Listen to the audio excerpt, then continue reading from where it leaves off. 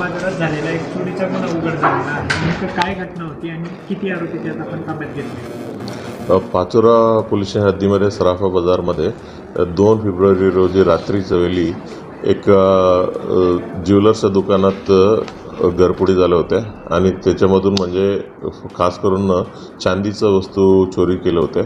त्याच्यातलं सर्व किंमत 68,000 रुपये होते. त्याचा गुन्हा दाखल झाल्यानंतर तिथलं ते जेव्हा गुन्हा केला होता ते CCTVचं जे मेन स्टोरेज होता ती देखील त्यांनी चोरी करून घेऊन गेले होते आणि त्याच्यानंतर रास्तातले CCTV फुटेज आणखीन गोपनीय माहिती आम्ही काढून आरोपींचं नाव निष्पन्न केलं.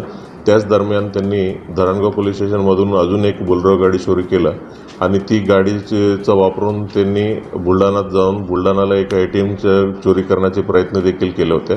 तर पूर्ण ATM बाहेर आणलं होतं बट फक्त त्यांना गाडीमध्ये चढवणं शक्य नाही झालं होतं. आणि त्याच्यानंतर 8 तारीख रामानंद पोलीस स्टेशनचा स्टाफ आणि लोकल LCBचा स्टाफ त्यांना एका आरोपींना अटक करण्यात आलेला आहे. रणजित सिंग जुन्नी म्हणून ही आरोपी आहे. ही सराईत गुन्हेगार आहे.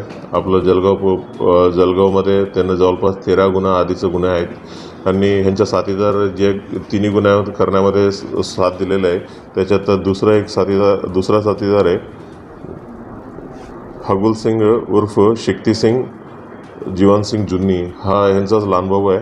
आणि दुसरा अजूनही 2 परभणीतला राहणारे आरोपी आहे सुबेर सिंग राजू सिंग ठाक आणि चौथी आरोपी आहे शेरू सिंग भोड.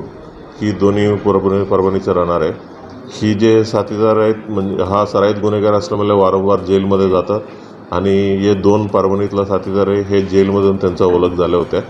मागच्या वर्षी देखील त्यांनी चोरी केल्या होत्या. त्या गुन्ह्यातलं एक शेनीपेठ पोलीस स्टेशन हद्दीमध्ये एक दरोडा केला होता. त्या गुन्ह्यात देखील आम्ही अटक केलं होतं आणि जेलमधून बाहेर पडल्याबरोबर ही गुन्हा त्यांनी केलेला आहे. तर त्याच्यावर मोक्काचा देखील तो आरोपी होता, आता जामिनावर होता. नेमकं ते काय प्रकरण सगळं? म्हणजे मोका सुरुवातीला लावलं होतं, त्याची परमिशन नाही भेटलं. त्याला एव्हिडेन्शियल व्हॅल्यू वगैरे सर्व बघून आणि मागच्या गुन्ह्यामध्ये ते स्वतः ते जागावर न राहतात त्यांचा जे कोणी साथीदार आहे त्यांच्याकडनं ही घडून आणले होते.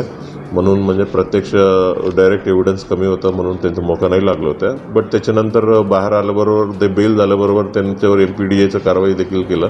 6 महिने MPDAमध्ये आतमध्ये होत्या. आता बाहेर आलं 1-1.5 महिन्यामध्ये ही परत त्यांनी गुन्हा केला. तर याच्या अगोदर काही गुन्हे दाखल आहेत? ह्याच्या अगोदर मलकापूर पोलीस हद्दीमधलं 2 आहे. रामानंद पोलीस स्टेशनच्या हद्दीमधलं 7 आहेत. जिल्हापेठमध्ये 1 आहे. शनीपेठमध्ये 1, एरंडोलमध्ये पोलीस स्टेशन हद्दीत 1, शिवाजीनगर खामगाव याच्यामध्ये 1 गुन्हे असं जुने गुन्हे दाखल आहे याच्या विरुद्ध.